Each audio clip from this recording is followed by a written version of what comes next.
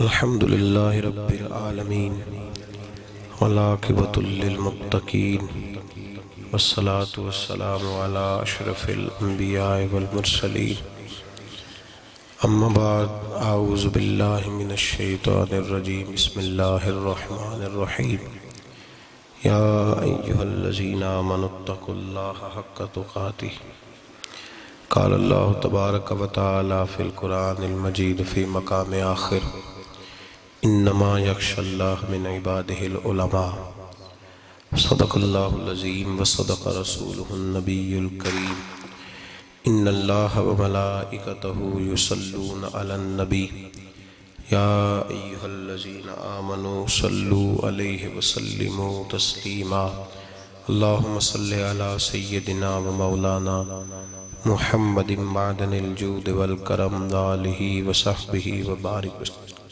حمد و صلاة کے بعد انتہائی عزت و تکریم کے لائق سامعین و حاضرین، دوستو، بزرگوں اور بھائیوں، محفل شب برات کے عنوان سے اس خوبصورت رات میں اور ان ٹھنڈی ہواؤں میں آپ حضرات تشریف فرمائیں۔ نبی پاک صلی اللہ علیہ وسلم نے ارشاد فرمایا، جب شعبان کی 15ویں رات آئے تو رات کو بیدار رہا کرو اور صبح کو روزہ رکھا کرو۔ تو جب حضور نے کہہ دیا بیدار رہو تو پھر کسی کو سونا نہیں چاہیے، بیدار رہنا چاہیے۔ اور بیداری کا مطلب یہ نہیں کہ وہ آدمی بس جاگتا رہے، اس کا مطلب یہ ہے کہ وہ اللہ اللہ کرے، درود پاک پڑھے، عبادت کرے، تلاوت کرے، ذکر فکر میں رہے۔ کچھ باتیں اس مقصد کے لیے کہ اس رات اللہ پاک نے اپنی رحمت کے دروازے کھولے ہیں، تو کچھ ایسی بات کی جائے جس سے دل نرم ہو جائے۔ دوستو، قرآن مجید کی 2 آیات میں نے پڑھی ہیں۔ اللہ کریم نے فرمایا، یا ایھا الذین آمنوا اتقوا اللہ حق تقاتہ، اے ایمان والو اللہ سے ڈرو اور اتنا ڈرو جتنا ڈرنے کا حق ہے۔ ڈرو اللہ پاک سے، اور جس طرح تم کسی سے ڈرتے ہو، ڈرنے کا حق ہوتا ہے، وہ حق ادا کرنے کی کوشش کرو۔ ہم میں سے بہت سارے لوگ ڈرتے ہیں کچھ لوگوں سے، اور جب وہ ڈر رہے ہوتے ہیں تو انہیں احساس ہوتا ہے۔ اللہ پاک نے ہمارا وہ احساس خود بیان کر دیا ہے۔ فرمایا، جب تم کسی سے ڈرتے ہو تو تمہیں اس کا احساس ہوتا ہے کہ تم کتنا ڈرتے ہو، تو پھر تم کوشش کرتے ہو کہ تم وہ کام نہ کرو جس سے وہ بگڑ جائے گا، ناراض ہو جائے گا۔ جو لوگ قانون سے ڈرتے ہیں وہ اشارہ نہیں توڑتے، کچھ بھی ہو جائے اشارہ نہیں توڑتے۔ انہیں پتہ ہے کہ یہاں اشارہ توڑیں گے تو الجھ جائیں گے، اور جہاں انہیں فکر نہ ہو کہ کوئی پوچھنے والا نہیں، وہاں ہم نے دیکھا ہے کہ لوگ اشارہ توڑ دیتے ہیں۔ اللہ تبارک و تعالیٰ نے موقع دیا، میں حرمین شریفین حاضر ہوا تو وہاں ایک روڈ دائری روڈ کہلاتا ہے۔ اس روڈ سے پیدل چلنے والے نہیں گزر سکتے۔ وہ کہتے ہیں جی اس روڈ سے پیدل والا نہ گزرے، ان کے لیے علیحدہ جگہ ہے۔ قانون یہ ہے کہ اگر کوئی پیدل آدمی وہاں سے گزرے اور اس کا ایکسیڈنٹ ہو جائے تو وہ حکومت یہ کہتی ہے کہ یہ کیوں یہاں سے گزرا تھا، لہٰذا کوئی مقدمہ نہیں ہو سکتا۔ وہاں ہم نے دیکھا ہے کہ لوگ اس سڑک پہ پیر بھی نہیں رکھتے، کہتے ہیں مر گئے تو بنے گا کچھ نہیں۔ یہاں بھی بہت سارے ایسے معاملات ہوتے ہیں کہ جہاں انسان محسوس کرتا ہے کہ یہ بڑا میرے لیے نقصان ہو جائے گا، تو وہ ڈرتا ہے۔ ایک چھوٹی سی بات ہے کہ رات کو کوئی آدمی اپنا دروازہ کھلا رکھ کے نہیں سوتا، حالانکہ کوئی عرض نہیں، کبھی کھلا رہ بھی جاتا ہے، اور اگر کبھی رہ جائے تو جس کی ذمہ داری بند کرنے کی ہو اس کے ساتھ پھر جو رویہ ہوتا ہے گھر والوں کا، یہ خوف ہے ہمارا اندر کا، تو بڑی شدت کے ساتھ ہم اس شخص کو سخت سست کہتے ہیں، ڈانٹتے ہیں، کہتے ہیں تو نے خیال ہی نہیں کیا، جمع پونجی لٹ جاتی تو یہ خوف ہے، یہ ہمارا اندر کا یہ خوف ہے۔ آپ بازار میں جائیں تو درجنوں لوگوں نے گن مین بٹھائے ہوئے ہیں، ان کا دل نہیں کرتا کہ اضافی تنخواہ دی جائے، کیا مطلب ہے ایک آدمی کو اضافی پیسے دینے کا، لیکن وہاں آدمی بٹھایا جاتا ہے اس کو تنخواہ دی جاتی ہے، اس کی روٹی کا بندوبست کیا جاتا ہے، اس کے سارے ضروریات زندگی کا خیال رکھا جاتا ہے، اور پس منظر یہ ہوتا ہے کہ ڈر لگتا ہے اگر یہ شخص نہ ہوا تو ہماری چوری ہو جائے گی۔ تو اللہ فرماتے ہیں کہ تو جہاں سے ڈرتا ہے تجھے پتا ہے، تو اس طرح کر کہ مجھ سے بھی اتنا ڈر جتنا ڈرنے کا حق ہے۔ یہ جھوٹ موٹ کا ڈراوا نہ پیدا کر کے اوہ اللہ معاف کرے جی، اچھا جناب بڑا ڈرتے ہیں آپ اللہ تعالیٰ سے، آپ نے تو کانوں کو ہاتھ لگائے، تو پھر آپ کیا کر رہے ہیں؟ اللہ معاف کرے جی میں تو بات نہیں کرتا، بس 2-4 آدمیوں کی پگڑی اچھالوں گا، اس سے زیادہ نہیں، ڈر لگتا ہے جی بات کرتے ہوئے، 15-20 آدمی بس میرے قابو آئیں۔ یہ کس قسم کا ڈر ہے؟ ڈرنے کا حکم دیا، اور میرے رسول کریم سید عالم صلی اللہ تعالیٰ علیہ وآلہ وسلم نے ارشاد فرمایا کہ تو رب کریم سے دنیا میں ڈر جا جس طرح ڈرنے کا حق ہے۔ جب قیامت کا دن آئے گا تو اللہ تجھے ڈرائے گا نہیں بلکہ اپنی رحمت کی چھاؤں میں جنت میں داخل کر دے گا۔ یہاں ڈر، ایک جگہ تو اللہ نے فرمایا ڈرو، اور کچھ جگہوں پہ فرمایا کہ جو میرے علم والے بندے ہیں نا، جن کو میں نے علم دیا ہے، عالم ہیں، ان کے بارے میں فرمایا کہ ان کے دلوں میں میری خشیت ہے۔ انما یخشی اللہ من عبادہ العلماء، اللہ کے بندوں میں سے جو علم والے ہیں وہ اللہ کی خشیت رکھتے ہیں۔ قرآن نے ایک جگہ کہا ڈرو، خوف کا لفظ بھی استعمال کیا، وَلِمَنْ خَافَ مَقَامَ رَبِّهِ جَنَّتَانِ، خوف بھی ہے اور خشیت بھی ہے۔ ان دونوں کا معنی ایک ہی ہے، ڈرنا، خوف کا معنی بھی اور خشیت کا معنی بھی، ڈرنا۔ جب آپ علماء لغت کو پڑھیں گے، عربی ادب کو جاننے والے لوگوں کا مطالعہ کریں گے تو انہوں نے یہی لکھا ہے کہ ان دونوں کا معنی ڈرنا ہے۔ میری طرف دیکھیے، توجہ کریں، کچھ سمجھانے لگا ہوں، اس نقطے کو ضرور سمجھیے گا۔ خشیت کا معنی بھی ڈرنا ہے، خوف کا معنی بھی، لیکن جب صوفیاء کے پاس جائیں نا، صوفیاء جو قرآن و سنت کی روح کی تفسیر کرنے والے ہیں، تو وہ کہتے ہیں نہیں، خشیت اور خوف میں فرق ہے، خوف اور ہوتا ہے، خشیت صوفیاء اس کی تفسیر اور کرتے ہیں۔ وہ کہتے ہیں خوف بھی ہوتا ہے اور خشیت بھی ہوتی ہے، الگ الگ چیزیں ہیں، ایک نہیں۔ بڑی خوبصورت بات ہے، اگر آپ سمجھ گئے تو آپ کو فائدہ دے گی۔ صوفیاء یہ کہتے ہیں کہ بھائی خوف ہوتا ہے اپنے گناہوں کا، کہ میں نے یہ گناہ کیے ہیں، اگر اللہ نے مجھ سے پوچھا تو مجھے بڑا خوف آتا ہے، مار پڑے گی، یہ خوف ہے۔ پھر سمجھ لیں، ایک آدمی نے حرام کا مال اکٹھا کیا ہے زندگی میں، معاذ اللہ اس نے بڑے پاپ کیے، گناہ کیے، شراب پی، بدکاری کی، معاذ اللہ تعالیٰ ثم معاذ اللہ۔ اب اسے ڈر لگ رہا ہے کہ اللہ تبارک و تعالیٰ نے پوچھا تو میں کیا جواب دوں گا، یہ خوف ہے۔ اور خشیت یہ ہے کہ ایک آدمی سارا دن نماز پڑھتا ہے، روزہ رکھتا ہے، عبادت کرتا ہے، اللہ کو یاد کرتا ہے، پھر بھی ڈرتا ہے، یہ خشیت ہے، یہ خشیت ہے۔ جو گناہوں سے ڈرے وہ خوف ہے، اور جو رب کی ناراضگی سے ڈرے وہ خشیت ہے۔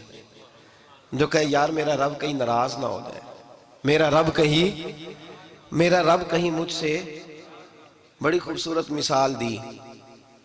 میں نے اپنے صاحب سے پوچھا کہ حضور یہ مسئلہ کیا ہے، تو فرمانے لگے ایک بادشاہ نے ایک غریب کی بیٹی اسے پسند آ گئی تھی، تو اس نے عزت کے ساتھ اس سے شادی کر لی، رشتہ بھیج کے وقار کے ساتھ۔ بیٹی کا باپ اپنی بیٹی کے مقدر پر رشک کرنے لگا کہ میری بیٹی کو بادشاہ نے پسند کیا ہے، بادشاہ کے شہزادے نے رشتہ بھیج دیا ہے۔ شہزادہ بیاہ کے لے گیا بیٹی کو، 20 کنیزائیں، نوکرانیاں اس عورت کی خدمت کرنے پہ لگی ہوئی ہیں، اس کا ہر حکم ماننے کو تیار ہیں، لیکن وہ بی بی سویرے بھی رو پڑتی ہے اور شام کو بھی رو پڑتی ہے، روتی رہتی ہے۔ اس سے کسی نے پوچھ لیا کہ بی بی تو روتی کیوں ہے، 20 کنیزائیں ہیں، گھر میں سکون ہے، ہر شے ہے، تو روتی کیوں ہے؟ تو وہ کہنے لگی اصل بات یہ ہے کہ جو کچھ مجھے ملا ہے میں اس کے قابل نہیں تھی، تو میں ڈرتی ہوں میرا سائیں کہیں ناراض نہ ہو جائے۔ وہ ناراض نہ ہو جائے، میں قابل نہیں تھی، میری اوقات نہیں تھی، یہ من آنم کے من دانم، میں جو ہوں اس کا مجھے پتا تو ہے، اس نے میری حیثیت سے، میری اوقات سے، میرے ظرف سے، میری محنت سے بڑا بڑھ کے مجھے عطا کر دیا، میری چونکہ اوقات سے زیادہ دے دیا تو میں ڈرتی ہوں وہ ناراض نہ ہو جائے، کہیں میری یہ کھیل، یہ جو میں نے گھونسلہ بنایا ہے، یہ کہیں میرا ٹوٹ نہ جائے۔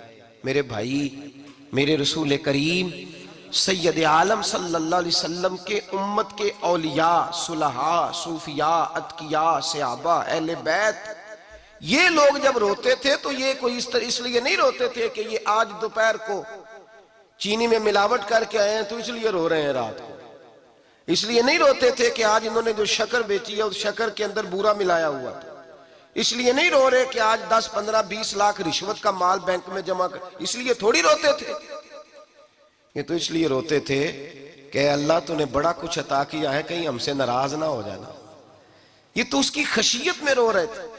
حضرت داؤد طائی رحمت اللہ تعالی علیہ، حضرت امام جعفر صادق جو نبی پاک صلی اللہ علیہ وسلم کے نواسے، جناب داؤد طائی کی ملاقات ہوئی تو امام جعفر صادق حضور کے نواسے عرض کرنے لگے، داؤد طائی یار میری بخشش کی دعا کرنا، رب مجھے معاف کر دے۔ تو حضرت داؤد طائی رحمت اللہ علیہ فرمان لگے، امام صاحب آپ حضور کے نواسے ہیں، میں نے دعا کرنی ہے کہ آپ نے میرے لیے کرنی ہے؟ تو حضرت امام جعفر صادق رو پڑے، کہنے لگے یار تو نہیں کرنی ہے، اور اسی لیے تو تجھ سے دعا کرا رہا ہوں کہ کہیں ایسا نہ ہو نانا مصطفیٰ کی بارگاہ میں جاؤں تو وہ مجھے کہیں کہ میں کس طرح کا تھا تو کس طرح کا بن کے آیا ہے، یہی تو دعا کرانی ہے کہ میرے لیے دعا کر۔ جو جتنا بڑا ہوتا تھا نا اتنی زیادہ خشیت ہوتی، اور گناہگار کے تو اللہ تبارک و تعالیٰ بعضوں کا سزا دیتا ہے، آنسو سلب ہو جاتے، اس کو تو اپنے گناہوں پہ رونا ہی نہیں آتا، وہ تو روتا ہے بچہ نہ ہو تب روتا ہے، وہ تو روتا ہے پیسے نہ ہو تب روتا ہے، وہ تو اس وقت روتا ہے جب اس کا مال چلا جائے، اس کو تو بعضوں کا گناہگار کو تو بعضوں کا سزا ملتی، اللہ فرماتے تو دنیا کے لیے روئے گا، میرے لیے نہیں رو سکتا۔ اور جو رب کریم کے بندے ہوتے ہیں انہیں اللہ کہتا ہے تو دنیا سے بے نیاز ہے، تیری آنکھ سے آنسو جب بھی ٹپکے یا میرے لیے ٹپکنا چاہیے یا محمد مصطفیٰ کے لیے ٹپکنا چاہیے۔ آپ اگر اس بات کو تھوڑا سا غور کے ساتھ سمجھیں تو تمام اولیاء صلحات کیا یہ رو رہے ہیں، تڑپ رہے ہیں، کیا اس کی وجہ تھی؟ نمازیں کم رہ گئی تھی، روزوں میں کمی تھی، فرائض ادا نہیں کرتے تھے کہ رویا کرتے تھے؟ کیوں روتے تھے؟ حضرت سیدنا عمر فاروق رضی اللہ تعالیٰ عنہ کے بارے میں صحابہ کہتے ہیں جناب عمر فاروق جب نماز پڑھاتے اتنا رویا کرتے تھے کہ 7ویں صف تک ان کے رونے کی آواز جایا کرتی، 7ویں صف تک ان کے رونے کی آواز جاتی۔ ہم لوگ بن کے بیٹھ گئے ہیں، ہم لوگ بن کے بیٹھ گئے، ہم یہ سمجھتے نہیں کہ ہماری حیثیت کیا تھی اور رب کریم نے ہمیں نوازا کیا ہے۔ آپ پڑھیے کتابیں، میرے رسول پاک صلی اللہ علیہ وسلم فرماتے ہیں میرا عمر جس گلی سے گزرے شیطان رستہ بدل جاتا ہے۔ نبی پاک فرماتے ہیں میرا عمر جب تک دنیا میں رہے گا دوزخ کو تالا لگا رہے گا۔ اس صاحب عزد الغابہ نے لکھا ہے نبی پاک صلی اللہ علیہ وسلم نے حضرت جبریل امین کو بلایا، فرمایا چل میرے عمر کی شان بیان کر۔ تو حضرت جبریل امین علیہ السلام عرض کرنے لگے یا رسول اللہ صلی اللہ علیہ وسلم 950 سال اگر اللہ مجھے عمر دے، 950 سال رب عمر دے اور پھر بھی میں عمر فاروق کے فضائل بیان کروں تو میں نہیں کر سکتا، عمر کی شان میں نہیں بیان کر سکتا، 950 سال بھی اگر میری عمر ہو۔ نبی پاک نے فرمایا پھر میرے ابو بکر کے بارے میں، عرض کی یا رسول اللہ ابو بکر کی تو بات اس سے بہت آگے کی ہے نا، وہ نبی پاک کتنی عظمت بیان کر رہے ہیں، کس قدر زیادہ رسول کریم صلی اللہ تعالیٰ علیہ وآلہ وسلم ان کی عظمت بیان کرتے ہیں۔ حضرت عمر کیا کہتے ہیں، وہ لوگوں کو بتاتے پھرتے ہیں کہ تم نے دیکھا ہے نا میری کتنی عظمت ہے، وہ یہ نہیں کہتے، حضور فرماتے ہیں عمر کی بڑی شان بڑی شان بڑی شان۔ اور عمر کے پاس جب بھی کوئی جاتا ہے کہتے ہیں عمر آپ کا کیا مقام ہے، تو عمر فرماتے ہیں میں تو اونٹ چرانے والے کا بیٹا ہوں، میں تو اونٹ چرانے والے کا بیٹا ہوں، میں تو اونٹ چرایا کرتا تھا، میں تو 10 اونٹ نہیں سنبھال سکتا۔ حضرت فاروق اعظم رضی اللہ تعالیٰ عنہ سے کو پوچھتے جناب عمر آپ کا کیا حال ہے، تو آپ فرماتے یہ تو میرے مقدر ہے کہ میری بہن نے قرآن سنایا تو میں در رسول تک پہنچ گیا، ورنہ مجھے پوچھنے والا کوئی نہ ہوتا۔ کبھی جناب علی المرتضیٰ کا بازو پکڑ کے کہتے ہیں علی تو نہ ہوتا تو عمر ہلاک ہو جاتا، بھائی حضور شانیں بیان کرتے ہیں، نبی پاک کہتے ہیں میرے ابو بکر نے احسانات کیے، بڑے احسانات کیے، میں نے سب کا بدلہ چکا دیا، ابو بکر کا نہیں چکایا، اللہ کی بارگاہ میں عرض کروں گا یا اللہ تو ہی اسے بدلے دے۔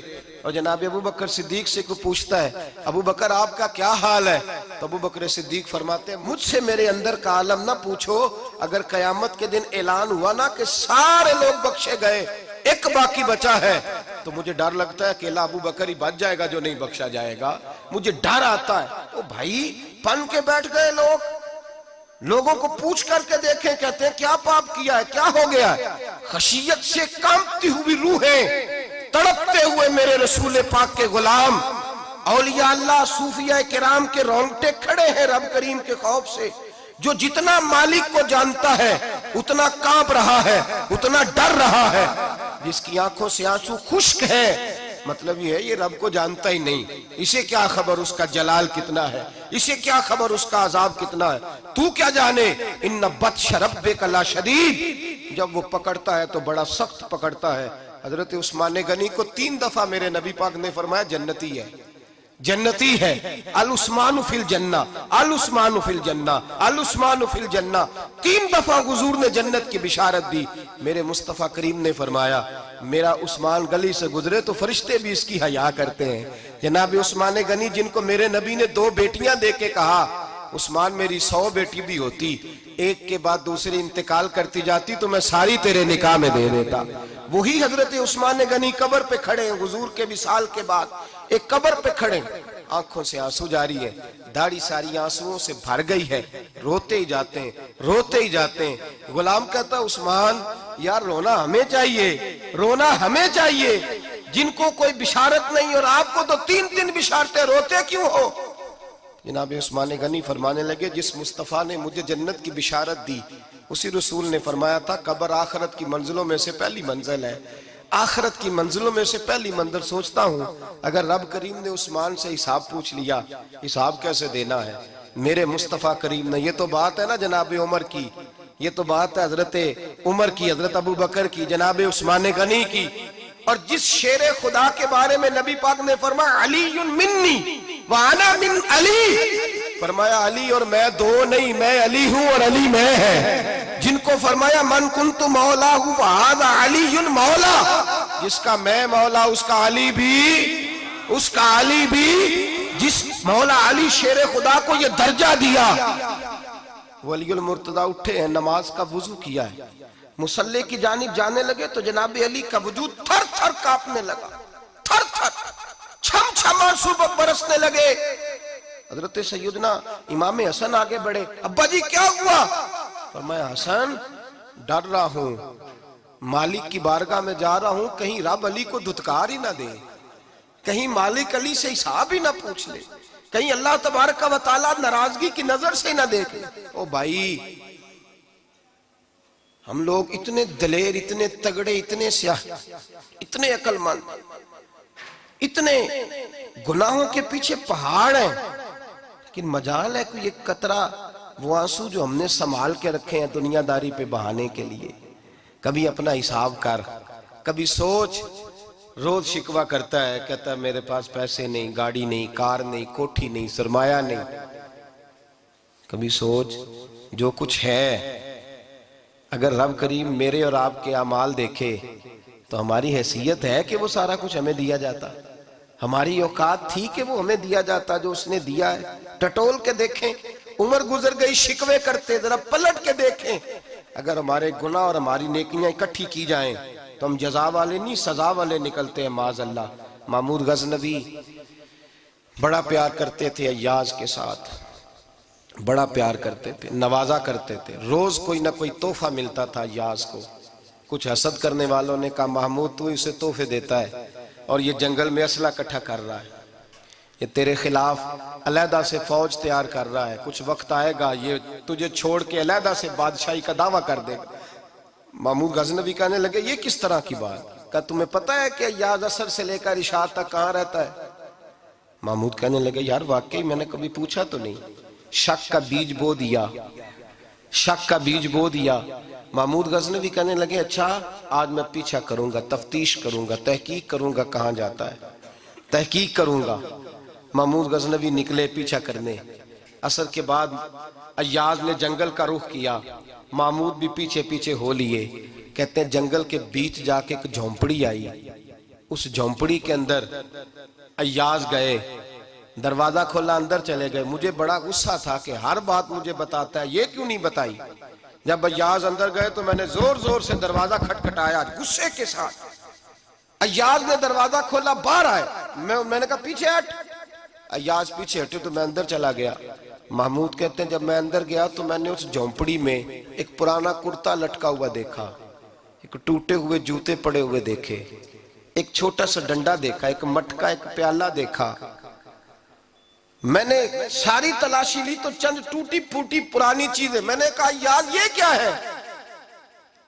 تو کہتے ہیں ایاز کہنے لگا بادشاہ ٹٹول کے دیکھ لے، یہی کچھ ہے جو تو نے دیکھا۔ میں نے کہا یہ ہے کیا؟ کہتے ہیں ایاز پیروں میں بیٹھ گیا، تڑپ کے رونے لگا، کہنے لگا بادشاہ یہ میری اوقات ہے، یہ میری اوقات ہے، یہ میری اوقات ہے، یہ میری اوقات ہے۔ کہا کیا مطلب؟ کہنے لگا جس دن تیرے پاس آیا تھا نا تو یہ میری کائنات تھی کل، آج تیری مہربانیوں نے مجھے یہاں تک پہنچا دیا ہے۔ میں جو تیرا غدار نہیں نہ ہوتا، میں جو تیری نافرمانی نہیں کرتا، اس لیے نہیں کرتا کہ میں ہر شام آ کے اپنی اوقات یاد کرتا ہوں، اور پھر مجھے روز رات کو میرا نفس کہتا ہے اس کا وفادار رہنا، اس کا وفادار رہنا۔ تو اس حال میں تھا جب آیا تھا، اگر یہ بگڑ گیا تو پھر تجھے اپنی اوقات کا پتہ ہے نا۔ محمود غزنوی نے سینے سے لگایا، کہنے لگے آج تک تو بچا بھی اس لیے ہے کہ تو اپنی اوقات نہیں بھولا۔ ملا رومی کہتا ہے اپنی اوقات یاد رکھ، تو کیا تھا؟ تجھے ایک رات سونے نہ دے تو اپنی ٹانگوں پہ کھڑا نہیں ہو سکتا، تیری وہ آنکھ لے جائے تو کچھ نہیں کر سکتا، وہ تجھے معذور کر دے تو کچھ نہیں کر سکتا۔ 30 سال کے اونچے 7 فٹ قد کے جوان اس نے فالج زدہ کر کے ہسپتالوں میں ڈال دیے، وہ کچھ نہ کر سکے۔ بڑے بڑے پہلوان جو کہتے تھے کہ ہم اٹھے تو دنیا اٹھتی ہے، اس نے پھینک دیے من و مٹی کے نیچے، کچھ نہ کر سکے۔ اپنی حیثیت نہ بھول۔ میرے رسول کریم سید عالم صلی اللہ علیہ وسلم نے فرمایا 2 باتوں میں لوگ دھوکے میں ہیں، دھوکے میں ہیں، دھوکے میں ہیں، دھوکے میں۔ یا رسول اللہ کون سی؟ فرمایا جو صحت مند ہے وہ دھوکے میں ہے، وہ سمجھتا ہے میں کبھی بیمار ہی نہیں ہوں گا، مجھے روز اسی طرح نیند آئے گی جس طرح اب آتی ہے، میں روز اسی طرح اٹھوں گا جیسے اب اٹھتا ہوں، میں اتنا ہی لمبا چوڑا رہوں گا جس طرح آج ہوں، میرا حسن اسی طرح قائم رہے گا جیسے آج ہے۔ تو دھوکے میں ہے، دھوکے میں۔ بڑے بڑے آئے اور بڑے بڑے مٹی کا ڈھیر ہو گئے، فنا ہو گئے، کل من علیہ فان، فنا ہو گئے، کوئی پوچھنے والا نہ رہا۔ اور میرے رسول پاک نے فرمایا جو فارغ ہیں، جن کو رب نے اپنی عبادت کے لیے فارغ کیا، اپنے دین کی نوکری کے لیے فارغ، وہ بھی دھوکے میں ہیں، وقت ضائع کر رہے ہیں، چوک اور چوراہے میں کھڑے ہیں۔ میرے بھائی جب اپنی حیثیت انسان بھولتا ہے، حیثیت بھولتا ہے، پھر وہ شکوہ کرتا ہے، جب اپنی اوقات بھولتا ہے پھر شکوہ کرتا ہے، جب وہ بھول جاتا ہے کہ میں کیا تھا پھر وہ شکوہ کرتا ہے۔ حضرت سیدنا امام اعمش رحمت اللہ علیہ بازار میں کھڑے تھے تو بادشاہ کا بیٹا گزرا، اکڑ کے گزرا، آپ نے بازو پکڑ کے کھینچا، فرمایا جا کے اپنی ماں سے پوچھ اور اپنے باپ سے پوچھ تیری اوقات کیا ہے۔ اکڑ کے چلتا ہے، جا پوچھ ان سے تیری حیثیت کیا ہے۔ حضرت جناب سیدنا امام اعمش نے ڈانٹا تو واپس آیا، آگے کہنے لگا ابا وہ امام کیا کہتا تھا کہ میری اوقات کیا ہے، کیا اوقات ہے میری؟ تو باپ اور ماں دونوں گھورنے لگے، کہنے لگے بیٹے ہمارے پاس دولت بھی تھی، گھر بھی تھا، مکان بھی تھا، جائیدادیں بھی تھی، بادشاہت بھی تھی، پر ہم دنیا کے دروازوں سے بھیک مانگ مانگ کے تھک گئے تھے۔ عرش کا مالک ایک بیٹا عطا نہیں کرتا تھا، ایک بیٹی نہیں دیتا تھا، تڑپ گئے تھے، روتے تھے، سسکتے تھے۔ پھر وہی امام احمد جنہوں نے آج تجھے گلی میں کھڑا کیا ہے، اس کے دروازے پہ جا کے بیٹھ گئے۔ ہم نے کہا رب ناراض ہو گیا، دعا کرو ہم سے راضی ہو جائے، چلو زیادہ نہیں ایک لال ہی ہمیں دے دے۔ کہا امام احمد دعائیں کیا کرتے تھے تو تب اللہ پاک نے تو ہمیں عطا کیا تھا۔ تیری او بھائی اپنی حیثیت کا تو تعین کر، تو بڑھ بڑھ کے باتیں کرتا ہے، تو بڑا کھل کھل کے بولتا ہے، اپنی حیثیت کا تو تعین کرنا، ذرا اندازہ تو کرنا کہ تو کون تھا، کہاں سے آیا ہے، تیری اوقات کیا ہے۔ یہاں لوگ ایک منٹ میں آگے نکل جاتے، پلٹ کے دیکھ تو صحیح۔ اور میرے بھائی جو بڑے لوگ تھے وہ تڑپا کرتے تھے۔ حضرت فضیل بن عیاض رحمت اللہ علیہ فرماتے ہیں بغداد میں بارش نہیں ہوتی تھی، قحط پڑ گیا، جانور پیاس سے مرنے لگے، جوان بچے بوڑھے نڈھال ہونے لگے۔ فرماتے ہیں میں بھی نکلا، سفیان ثوری بھی نکلے، اور بھی کئی صوفیاء میدان میں نکلے، دعائیں مانگی، پر بارش نہیں ہوتی تھی۔ فرماتے ہیں ایک جھونپڑی سے ایک سفید بالوں والا اور گندمی رنگ والا ایک بوڑھا غلام نکلا جو کسی کا ملازم تھا، باہر آیا جھونپڑی سے، ہم اسے دیکھ رہے تھے، وہ ہمیں دیکھ نہیں رہا تھا۔ فرماتے ہیں اس کے چہرے پر عبادت کے نشان تھے، دور سے اس کا چہرہ دیکھتے لگتا تھا کوئی رب کریم کا بندہ ہے۔ فرماتے ہیں ہم اسے اللہ کا ولی جانتے تھے۔ اس نے دعا مانگی کہ تو لفظ پتہ کیا ہے دعا کے؟ ہاتھ اٹھا کے کہنے لگا مولا مجھے پتہ ہے یہ جو بارش نہیں نہ ہو رہی ہے میری وجہ سے نہیں ہو رہی، میرے گناہوں کی بڑی لمبی فہرست ہے، بڑی لمبی لائن ہے۔ کہنے لگا اے اللہ میری اکیلے کی وجہ سے سارے بغداد کو سزا تو نہ دے۔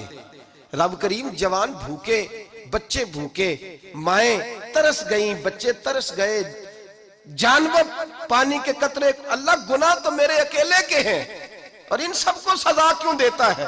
نہ میری سزا سب کو تو نہ دے، میری سزا صرف مجھے دے، ان کو نہ دے۔ کہتے ہیں ابھی اس کے ہاتھ اٹھے ہوئے تھے، دعا بول رہا تھا، رب کریم نے فوراً بارش عطا فرما دی۔ فرماتے ہیں کھل کے بارش برسی۔ میں نے لوگوں سے پوچھا پتہ کرو کس کا غلام ہے، کہا فلاں آدمی کا۔ حضرت فضیل بن عیاض کہتے ہیں میں شام کو گھر چلا گیا، اس کے آقا سے بات کی، خرید لیا۔ میں جب اس کو خرید کے لایا، گلی میں جا رہے تھے تو مجھے کھڑا کر کے کہنے لگا فضیل میں نکما سا آدمی ہوں، بال بھی سفید ہیں، مجھ سے تو زیادہ کام ہی نہیں ہوتا، کیوں تو نے پیسے خرچ کیے؟ میں اس قابل ہی نہیں تھا، کیوں خریدا؟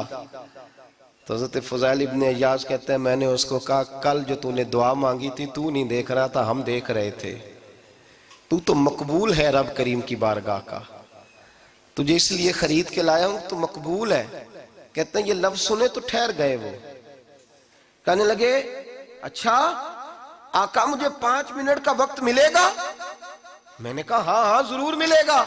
کہتے ہیں انہوں نے وہیں نماز کی نیت باندھ لی، 2 رکعتیں پڑھی اور 2 رکعتیں پڑھ کے ہاتھ اٹھائے، کہنے لگے مولا تیرا اور میرا راز تھا، تو نے راز کیوں کھولا؟ اللہ مسترنا بستری کل جمیل، یا اللہ تیرے پاس پیارے پیارے پردے ہیں، ایک پردہ مجھے عطا کر دے، مجھے اپنا رکھ، مجھے لوگوں کے سامنے میرے پردے نہ کھول۔ آپ فرماتے ہیں یہ کہہ کہ وہ زمین پہ بیٹھے کلمہ شہادت پڑھا، ان کی روح پرواز کر گئی۔ میرے بھائی جو زیادہ پرہیزگار تھے، جو بڑے رب کریم کے بندے تھے، ان کے تو آنسو خشک ہی نہیں ہوتے، وہ تو تڑپا کرتے، صبح شامیں ان کی روح کے گزرتے تھے اور رب کریم کی ناراضگی سے ڈرتے تھے۔ وہ کہتے تھے مالک کہیں ناراض نہ ہو جائے، کہیں بگڑ نہ جائے۔ میرے رسول کریم صلی اللہ علیہ وسلم کے صحابی کہتے ہیں ایک جنگ سے خوشخبری آئی تو جو خوشخبری لانے والے تھے وہ حضرت عمر فاروق رضی اللہ تعالیٰ عنہ کے پاس پہنچے خوشخبری دینے۔ حضرت عمر رضی اللہ تعالیٰ عنہ کھڑے تھے، صحابی نے آ کے کہا عمر مبارک ہو۔ جناب عمر کچھ لوگوں سے گفتگو کر رہے تھے، بات چیت جاری تھی، کہا مبارک ہو، فتح ہو گئی۔ حضرت عمر کہنے لگے ٹھہر تو جا، اس سے تو بات کر لینے دے جس سے کر رہا ہوں، جب کہنا ٹھہر تو جا۔ تو جو پیچھے کھڑے تھے وہ شرمندہ ہو گئے، اتنی سی بات ہے نا، چودھری تو بندہ بنتا ہی تب ہے جب 5-10 کی ایک دن کے اندر بے عزتی کر لے، پڑھا لکھا تو بنتا ہی تب ہے جو 10-15 کو جاہل کہہ لے، تو بڑا تو بنتا ہی تب ہے جو 5-6 کو نیچا دکھا لے۔ تو یہ ہماری ڈگریوں کا تو مزاج ہی بڑا مختلف ہے، ہم تو اعزاز والے ہوتے ہی تب ہیں جب کچھ چھوٹا ہوگا تو ہم بڑے ہوں گے نا، ہم تو چاہتے ہیں ہمیں کچھ چھوٹا ملے، کسی کو چھوٹا کر کے اس کے قد پہ سوار ہو کے بڑا ہونا چاہتے ہیں۔ اتنی سی بات تھی کہ ٹھہر جانا یار پہلے اس کی تو سن لینے دے۔ وہ شرمندہ ہو گئے صاحب، جب وہ شرمندہ ہوئے تو سیدنا فاروق اعظم دوڑے گئے، صحابہ کہتے ہیں گارا تھا، کیچڑ تھا، اس گارے میں سر رکھا، سجدہ کرنے لگے، اٹھے، کہنے لگے مولا اپنے عمر سے ناراض نہ ہو جانا، یہ کل تک اونٹ چرایا کرتا تھا، آج تیری مخلوق کو شرمندہ کرنے لگ گیا ہے، یہ اپنی حیثیت ہی بھول گیا، اسے خبر ہی نہیں کہ یہ کیا تھا، یہ آج تیری مخلوق کو شرمندہ کرتا ہے؟ اللہ اپنی عمر سے ناراض نہ ہو جانا۔ وہ شخص کہتے ہیں پیچھے آ کے کھڑا رو رہا ہوں۔ میں نے کہا عمر کیا کر رہے ہو؟ فرمایا نہیں یار، میں نے تجھے شرمندہ کیا ہے، یہ میں بھول گیا تھا کہ میں کیا ہوں۔ بھائی اپنی حیثیت کا تعین کریں، آؤ آج اپنی حیثیت کا تعین کریں، دیکھیں ہم کہاں تھے، کہاں بیٹھے، پلٹ کے دیکھیں کیا تھے، ہم کیا ہیں، راتیں کہاں گزرتی ہیں، صبح کہاں بیتتی ہیں۔ ایک لمحے کے لیے پلٹ کر اپنے ظلم، زیادتیاں، جھوٹ، غیبتیں، بے حیائیاں، اپنی زندگی کے امور کا اگر ہم یک نظر جائزہ لیں، پیچھے پلٹ کے دیکھیں تو حضرت جناب سیدنا غوث اعظم جیلانی رضی اللہ تعالیٰ عنہ فرمایا کرتے تھے اگر لوگ اپنے گناہ یاد کریں تو وہ پریشان ہو جائیں کہ ہمیں پانی کا قطرہ کیوں مل رہا ہے، وہ اگر اپنی غلطیاں یاد کریں تو انہیں احساس ہو کہ ان کا سانس کیسے چل رہا ہے۔ بھائی اگلی بات سنو گے تو اور حیران ہو جاؤ گے۔ حضرت غوث اعظم رضی اللہ تعالیٰ عنہ آپ فرمایا کرتے کہ اب خیال آتا ہے، اب سوچ آتی ہے کہ رب کریم نے کتنی ڈھیل دی ہوئی ہے۔ ہم ہیں کہ سمجھتے ہیں یہ میری عقل مندی کا کمال ہے کہ مجھے سارا کچھ نافرمانی کے باوجود بھی مل رہا ہے۔ بھائی خشیت الہی پیدا کریں۔ جتنا بندہ بڑا ہوتا تھا اس کے دل میں خوف بھی اللہ کا وہ جانتا تھا۔ حضرت امام اعظم ابو حنیفہ بیٹھے تھے تو ایک بی بی فتویٰ پوچھنے آئی۔ بی بی روز خاوند سے مطالبہ تو کرتی ہے، فلاں چیز چاہیے، فلاں چیز چاہیے، اللہ کرے وہ یہ مطالبہ کرنے لگ جائے کوئی شے نہیں چاہیے، جو چاہیے حلال کا چاہیے۔ آمین تو کہہ دیں۔ اللہ کرے بی بی یہ مطالبہ کرنے لگ جائے سوکھی روکھی چاہیے پر چاہیے مجھے جائز دینا، بے شک ایک وقت دینا۔ اللہ کرے یہ مطالبہ ہونے لگ جائے، شب برات کی بڑی مقدس رات، اللہ کرے اس رات یہ مطالبہ ہونے لگ جائے۔ ایک بی بی آئی خاتون، چرخہ کاٹتی ہے، سوت بناتی ہے، حضرت امام صاحب سے مسئلہ پوچھنے آئی۔ کیا مسئلہ پوچھا اس نے؟ کہنے لگی حضرت جی میں نا رات کو اپنی چھت پہ بیٹھ کے چرخہ کاٹتی ہوں، سوت بناتی ہوں، 14ویں رات کا چاند جب چڑھا ہوتا ہے تو اس کی روشنی میں چرخہ کاٹتی ہوں۔ کئی دفعہ نا بادشاہ کا لشکر میری گلی سے گزرتا ہے، بڑے بڑے لالٹین انہوں نے پکڑے ہوتے ہیں، بڑے بڑے روشن دان، بڑی بڑی ان کے اندر روشنی ہوتی ہے۔ تو حضرت جی کئی دفعہ نا وہ جب گزرتے ہیں تو ان کی روشنی میں بھی میں کچھ سوت بنا لیتی ہوں۔ مسئلہ یہ پوچھنا تھا کہ اس روشنی میں میں جو سوت بناتی ہوں اس کی کمائی میرے لیے جائز ہے کہ ناجائز ہے؟ اس کی روشنی میں حضرت امام اعظم نے اللہ اکبر کا اور چھم چھم آنسو گرنے لگے۔ حضرت امام صاحب نے اپنا گریبان پکڑا اور کھینچا، قمیض پھٹ گئی۔ کہنے لگے بی بی مسئلہ چھوڑ، تو پہلے بتا تو ہے کون، کہاں سے آئی ہے، کون ہے، بتا۔ تو کہنے لگی میں حضرت بشر حافی کی ہمشیرہ ہوں، میں حضرت بشر حافی، وہ جو درویش ننگے پیر نہیں پھرتا رہتا بغداد کی گلیوں میں، میں اس عظیم بھائی کی بہن ہوں، بشر حافی کی ہمشیرہ ہوں۔ تو حضرت امام اعظم فرمانے لگے کوئی اور بی بی آتی تو اس کے لیے جائز تھا، چونکہ وہ جان بوجھ کے تو کسی کی روشنی نہیں استعمال کرتی، خود آتی ہے، کوئی اور آتی تو جائز تھا، تیرا مقام بڑا ہے، تیرے لیے جائز نہیں، تیرے لیے جائز نہیں، تو اپنی حیثیت کا تعین کر، یہ تیرے لیے درست نہیں۔ بھائی بڑا تو تب ہوگا جب تیری احتیاط بڑی ہو جائے گی، بڑا تب ہوگا جب تیرا تقوی بڑا ہو جائے گا، بڑا تو تب ہوگا جب تو حلال حرام کے معاملے میں باریک باریک چیز کا خیال رکھے گا۔ اور اگر تو کہ خیر ہے دیکھی جائے گی، ساری دنیا کر رہی ہے، ساری زمانہ کر رہا ہے، فلاں بھی کر رہا ہے، وہ خدا کے بندے یہ کس طرح کا معاملہ ہے، یہ کس طرح کی جمہوریت ہے؟ اپنے آپ کو سمجھائیں اور میرے عزیز خشیت والی زندگی پیدا کریں، تقوی والی زندگی پیدا کریں۔ ہم لوگ ایسا وقت گزار رہے ہیں، اور یہ یاد رکھنا ہمیشہ انسان دنیا میں آتے ہیں، اس شہر کے بہت سارے لوگ ہو گزرے، علماء، مشائخ، صوفیاء، تاجر، زمیندار، آپ کسی بھی شعبے میں ٹٹولیں گے تو آپ کو کئی نام ملیں گے۔ اس شہر محبت کے ڈھیروں لوگ ہو گزرے، اور یہ کہانی ہر شہر کی ہے۔ آج میں اور آپ یہاں بستے ہیں، کچھ وقت کے بعد ہم داستان ہوں گے۔ امام شافعی رحمۃ اللہ علیہ فرماتے ہیں میں ایک شہر سے گزر رہا تھا تو میرے پیر کو ٹھوکر لگی، میں نے زمین کھودی تو ایک کھوپڑی نکلی، کھوپڑی نکلی تو اس کے اوپر تاج بھی تھا۔ فرماتے میں نے شہر کے لوگوں سے پوچھا یہ کیا ہے؟ تو کہنے لگے یہ بادشاہوں کا قبرستان ہے، اس میں غریب دفن تو نہیں ہو سکتا تھا، دفن تو بادشاہوں کا خاندان ہے، لیکن افسوس کی بات یہ ہے کہ یہاں مٹی ڈالنے کوئی نہیں آتا، اب یہ سیدھی سڑک بن گیا۔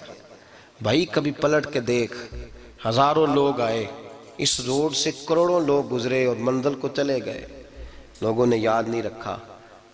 آپ اپنے حصے کا عمل کرنے آئے، ٹھیکیدار نہیں ہے کوئی اپنی اولاد کا، بال بچے کا، بہن بھائی کا۔ حق ضرور ہے، ان کے لیے محنت ضرور کرے گا، لیکن اس کو یہ اجازت نہیں ہے کہ وہ کہے کہ میں اب بڑا ذمہ دار ہوں تو میں نے 20 کروڑ بینک بھر کے جانا ہے۔ حضرت عمر بن عبدالعزیز رحمت اللہ تعالیٰ علیہ کے انتقال کا وقت آیا تو اپنے بیٹوں کو بلایا، فرمانے لگے بیٹو تمہارا باپ بزدل تھا، تمہارے لیے کچھ کر نہیں سکا۔ کہا ابا جی کیا ہوا؟ فرمانے لگے بیٹے میں بزدل تھا، جہنم سے ڈر گیا، تمہارے لیے کوئی بینک بیلنس اکٹھا نہیں کر سکا، میں تھوڑا دلیر ہوتا، دوزخ سے نہ ڈرتا تو تجوریاں بھر کے جاتا۔ پرانے بادشاہ محل چھوڑ کے گئے ہیں پر میرے پاس کچھ نہیں ہے، بادشاہ ہونے کے باوجود میں فقیر ہوں، خالی آ جا رہا ہوں، بزدل جو تھا۔ آپ نے جب یہ لفظ کہے تو بچے رونے لگے، کہنے لگے ابا جی ہمیں تو فخر ہے، ہمیں تو فخر ہے، جس گلی سے بھی ہم گزرتے ہیں کپڑے ہمارے سادے ہوتے ہیں پر لوگ دکانیں چھوڑ کے ملتے ہیں، کہتے ہیں نیک باپ کی اولاد جا رہی ہے، یہ بڑے مرتبے والے باپ کی اولاد جا رہی ہے۔ بھائی یاد رکھیں، خشیت الہی پیدا کریں، نہ اپنی ذات کے ساتھ ظلم کریں۔ اگر آپ کوئی بھی غلط کام کرتے ہیں تو اس کا جواب آپ نے دینا ہے۔ اگر آپ نے 1 کروڑ روپیہ ناجائز کمایا ہے تو وہ اللہ آپ سے نہیں، آپ کے بچے سے نہیں پوچھے گا، بیوی سے نہیں پوچھے گا، بہن بھائی سے نہیں، وہ آپ نے جواب دینا ہے۔ آپ نے اپنے اعمال پر غور کریں۔ آج شب برات ہے، میرے نبی کریم صلی اللہ علیہ وسلم نے فرمایا کہ میری امت کی اتنی بخشش ہوگی، مدینے میں سب سے زیادہ بنو کلب کا قبیلہ بکریاں پالتا ہے، ان کی بکریوں کے بالوں سے بھی زیادہ اللہ میری امت کی بخشش فرمائے گا۔ اس کو توبہ کی رات کہا جاتا ہے۔ توبہ کا مطلب یہ ہوتا ہے کہ اللہ میں آج کے بعد گناہ نہیں کروں گا۔ توبہ کا مطلب ہوتا ہے کہ میں آج کے بعد یہ غلطی، آپ کا ملازم کتنی بار غلطی کرے تو آپ رکھ لیتے ہیں؟ ایک دن میں 100 دفعہ کرے تو گنجائش ہے اس کو رکھنے کی؟ اللہ رکھ لیتا ہے، کہتا تو توبہ کر، ہے گنجائش؟ میرا خیال ہے جو 10 بار بھی کرے اس کے لیے بھی گنجائش ہے، اس کے لیے بھی گنجائش ہے۔ استاد باپ ہوتا ہے، بچے سے غلطی ہو جائے تو کہتا تجھے ارجانہ بھرنا پڑے گا۔ بچے لگے نہیں ہوتے اسکولوں میں، جرمانے لگے ہوتے ہیں، چھٹی کا علیحدہ ہے، فلاں کام کا علیحدہ ہے، حالانکہ باپ ہے۔ بھائی اللہ فرماتا ہے تو توبہ کر، اور توبہ یہ ہے کہ میں آج کے بعد یہ گناہ، اس آدمی نے کل 5 نمازیں نہیں پڑھنی، اس کا آج توبہ کرنے کا کیا مطلب ہے؟ توبہ کا کیا مطلب ہے کہ میں آئندہ گناہ، تو جو سویرے 5 نمازیں نہیں پڑھنا چاہتا، کہتا ہے کل زور نہیں میں نے پڑھنی، چلو فجر تک جاگنا ہے، فجر پڑھ لوں گا، تو اس نے توبہ کی ہے؟ کوئی مذاق ہے؟ استغفر اللہ استغفر اللہ استغفر اللہ، معاف کر دے، کیا معاف کر دے؟ سویرے تو مسجد آئے گا۔ بھائی آپ کسی جگہ، ہم سادے لوگ ہیں، دیہاتی لوگ، یہ ہمارا دیہات کا ماحول ہے، بچے کو مارتے ہیں نا مدرسے والے کو تو ہم کہتے ہیں دوبارہ کرے گا، تو کیا کہتے ہیں؟ اگوں تو جو بچہ کہے تسی تھپڑ دو مار لو میں سویرے پھر کرنا جی، تو اس کو معافی ملے گی؟ یہ کیسی معافی ہے کہ سویرے میں نماز نہیں پڑھنی زور کی لیکن یا اللہ معاف کر دے؟ یا اللہ، یہ جھوٹ ہے، یہ دھوکہ ہے، یہ مذاق ہے، مذاق نہیں کرے۔ اور بندہ کوئی سیاںا ہو تو مذاق برداشت نہیں کرتا، اور معاذ اللہ استغفر اللہ، رب کریم کے ساتھ مذاق۔ یا اللہ میری توبہ، یا اللہ میری توبہ، یا اللہ مجھے معاف کر دے، یا اللہ معاف کر دے، اور سویرے جھوٹ پھر بولنا ہے اٹھتے ہی، تو یہ کیسی توبہ ہے؟ توبہ کا مطلب ہوتا ہے کہ میں توبہ کرتا ہوں آج کے بعد گناہ، تو توبہ کو سمجھے تو صحیح نا میرے بھائی، توبہ کو سمجھیں۔ تمام صحابہ، چونکہ شراب حرام نہیں تھی تو ہر آدمی پیا کرتا تھا، جب حرام ہو گئی تو پھر کسی نے منہ نہیں لگایا، توبہ ہو گئی تو پھر ہو گئی، پھر معاملہ ختم ہو گیا۔ پھر کبھی قریب حضرت مرثد بن ابی مرثد البغوی رضی اللہ تعالیٰ عنہ حضور کے صحابی ہیں۔ آپ فرماتے ہیں میرے اندر ایک غلطی تھی، میرا بہت ساری خواتین کے ساتھ دوستانہ تھا۔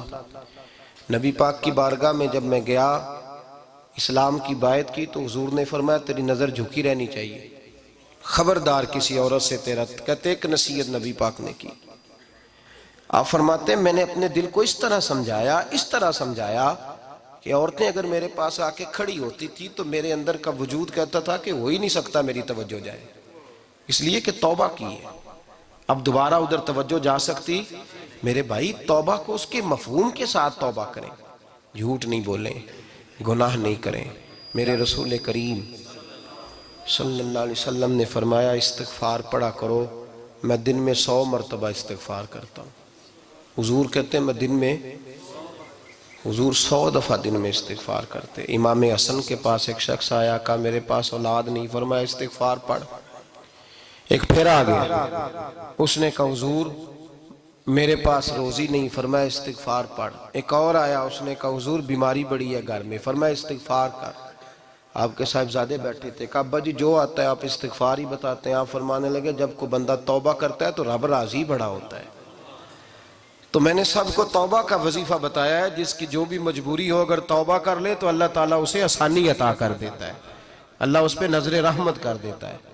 اپنے آپ کو تبدیل کریں، نماز کو اس کی حقیقت کے ساتھ پڑھا کریں، اس کی حقیقت کے ساتھ نماز کو پڑھیں۔ 5 وقت مسجد میں حاضری دیں، چھوڑ کے سارے کام چھوڑ کے، باقی سارا کچھ بعد میں۔ آپ کا رشتہ لوگوں کے ساتھ زندگی کا ہے، موت کا نہیں ہے۔ آپ خود دیکھ لیں جن کے بزرگ چلے گئے وہ ڈیلی جاتے ہیں قبرستان، کل وہاں بیٹھتا ہے 2 گھنٹے جا کے، والد صاحب ہیں، دادا جی ہیں، نانا جی ہیں، دیکھا کبھی کسی کو صبح گیا ہو شام آیا ہو؟ یہی حال ہمارا ہوگا، بالکل کوئی نہیں جائے گا۔ اور پھر جب کوئی انتقال کر جاتا ہے نا تو کوئی یہ نہیں کہتا کہ ابا جی کو غسل دے لو، کہتے ہیں میت کو غسل دو۔ ماں آنکھوں کی ٹھنڈک ہوتی ہے لیکن کہتے ہیں لاش کو اٹھاؤ، جنازے کو اٹھاؤ۔ آپ کے رشتے ناتے ختم ہو گئے۔ اگر آپ ناراض نہ ہوں تو مجھے جنازے پڑھانے کا موقع ملتا ہے، 1-2 بات عرض کرتا ہوں، اس کے بعد ذکر کرتے ہیں، انشاءاللہ دعا ہوگی۔ جنازوں پہ جانے کا اتفاق ہوتا ہے تو میں جنازے سے محسوس کرتا ہوں بہت ساری چیزوں کو۔ میں دیکھتا ہوں کہ جنازہ ہونے کے باوجود لوگ یہ سمجھتے ہیں کہ یہ ہونا تھا کام، یہ ہو گیا، اور وہاں کیفیت یہ ہوتی ہے کہ صرف یہی جنازہ ہے، اسی نے فوت ہونا تھا، ہم تو بچے ہوئے ہیں۔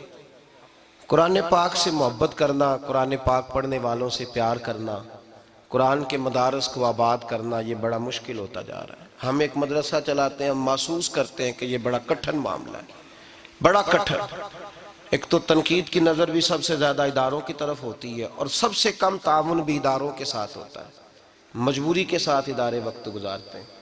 اپنا رجحان مدارس کی جانب کریں اور دین سیکھنے کی طرف رجحان کریں، قرآن مجید صحیح پڑھنا سیکھیں، قرآن مجید صحیح سمجھنا سیکھیں۔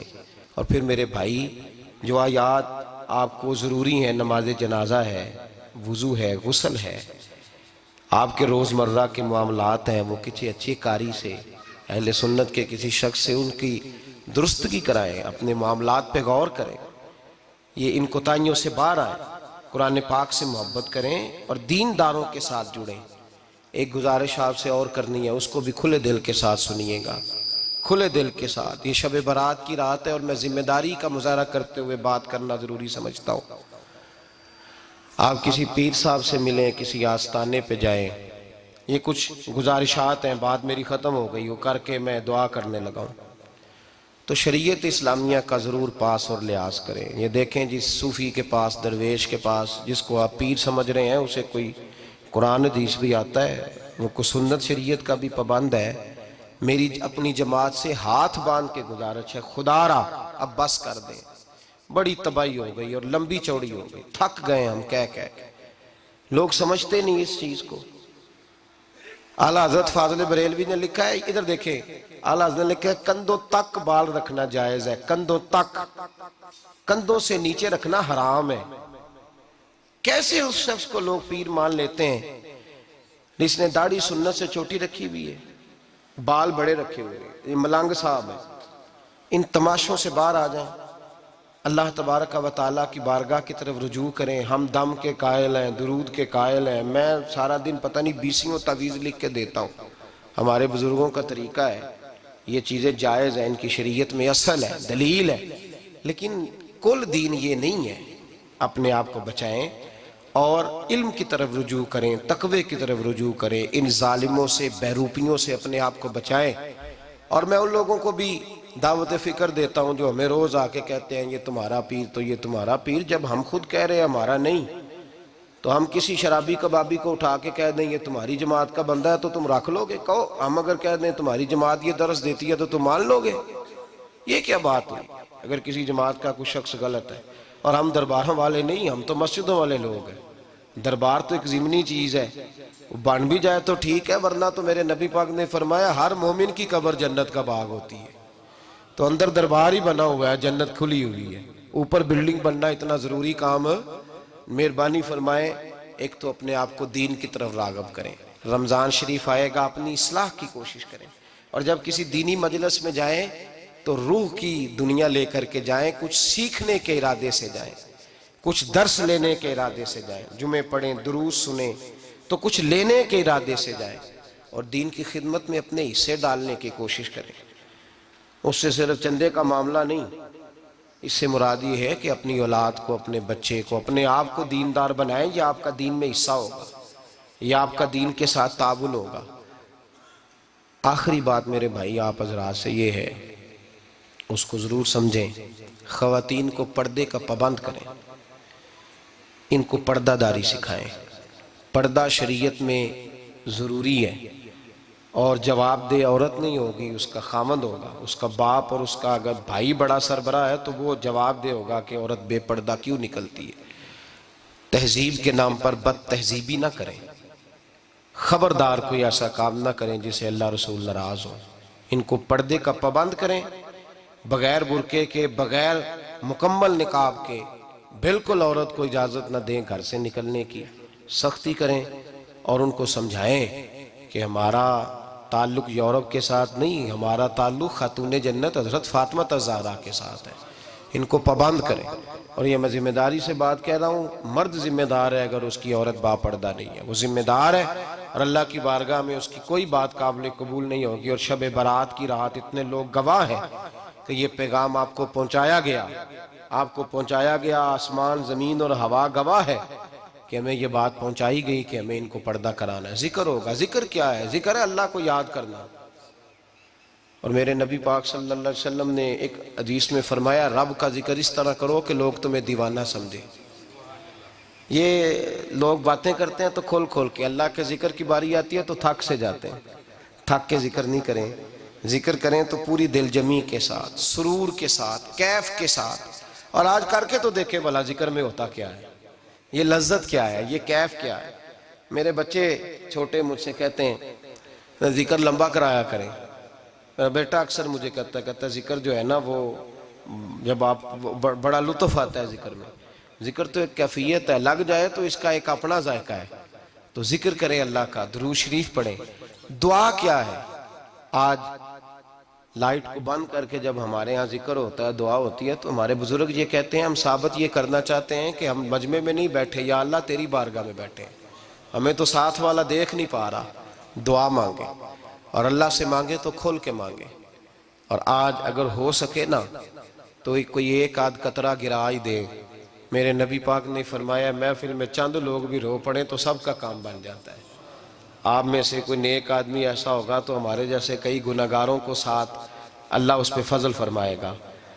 یہاں ذکر کے بعد دعا ہوگی، دعا کے بعد پھر سلام ہوگا، پھر ایک دفعہ آخر میں دعا ہوگی، پھر آپ کو کچھ وقت دیا جائے گا انفرادی طور پہ نفل ادا کرنے کا، 4 6 نفل پڑھ کے نئے سرے سے تازے ہو کے آپ حضرات تشریف لائیں گے، اور پھر انشاءاللہ تعالی یہاں لنگر کا بندوبست ہوگا، آپ حضرات کے لیے ماں حضر جو کچھ ہے آپ کو پیش کیا جائے گا۔ کوشش کریں روزہ رہ ہی جائے صبح کا، ویسے بھی پریکٹس ہوگی رمضان کی، اور شعبان میں زیادہ روزے رکھنا میرے نبی پاک کی سنت بھی ہے، اس لیے ضرور کوشش کریں کہ سحری کا بندوبست ہے تو آپ روزہ رکھیں تاکہ آپ کے لیے آسانی ہو جائے۔ اللہ تبارک و تعالی ہماری اس حاضری کو اپنی بارگاہ میں مقبول فرمائے۔